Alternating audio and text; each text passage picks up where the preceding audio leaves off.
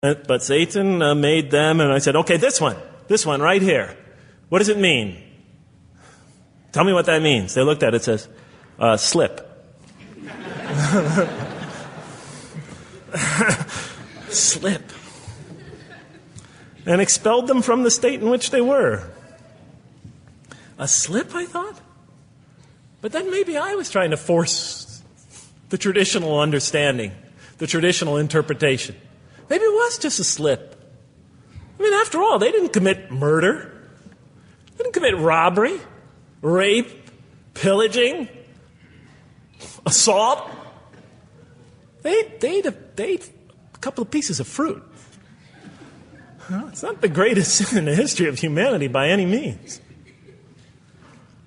And then the next verse says, and then they were expelled from the state in which they were. Well, what state were they? Let's see now. Let's go back from where we started. First, mankind is being taught. We see he's an intellectual being. Then we show he's a moral being.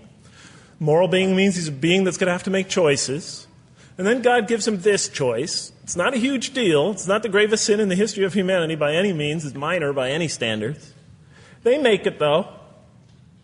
We see that God originally intended to put man on earth as his vicegerent. We see a period of preparation where he's being prepared intellectually, where he's growing as a moral creature. When does God finally put him on earth? What signals that he's ready to begin? He makes his first independent choice. It's not the worst deed in the history of humanity. It's minor on anybody's scale.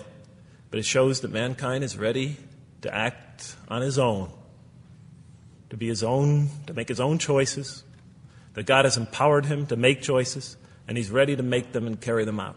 And see them most often to their expected ends. If God wills. And that seems to be the only real significance of it.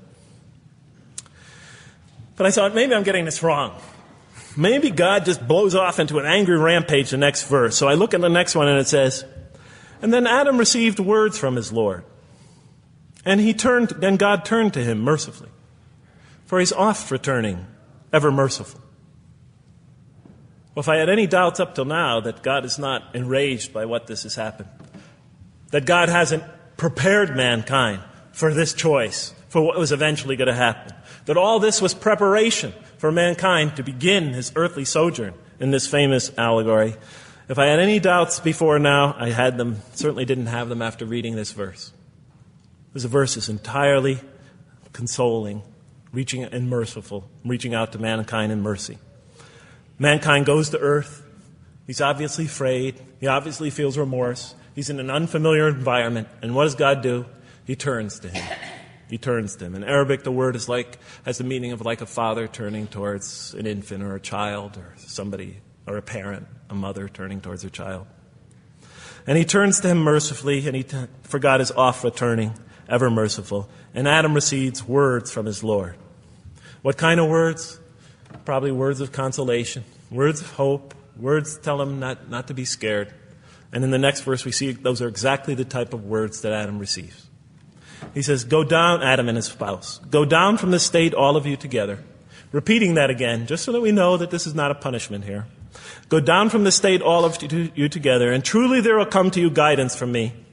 And whoever follows my guidance has nothing to fear, nor shall they grieve. It is an emotional picture.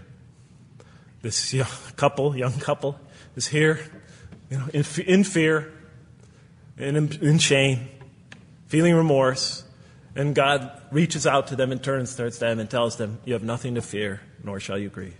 I know this is tough for you, but you've been prepared for it up till now, through your entire existence.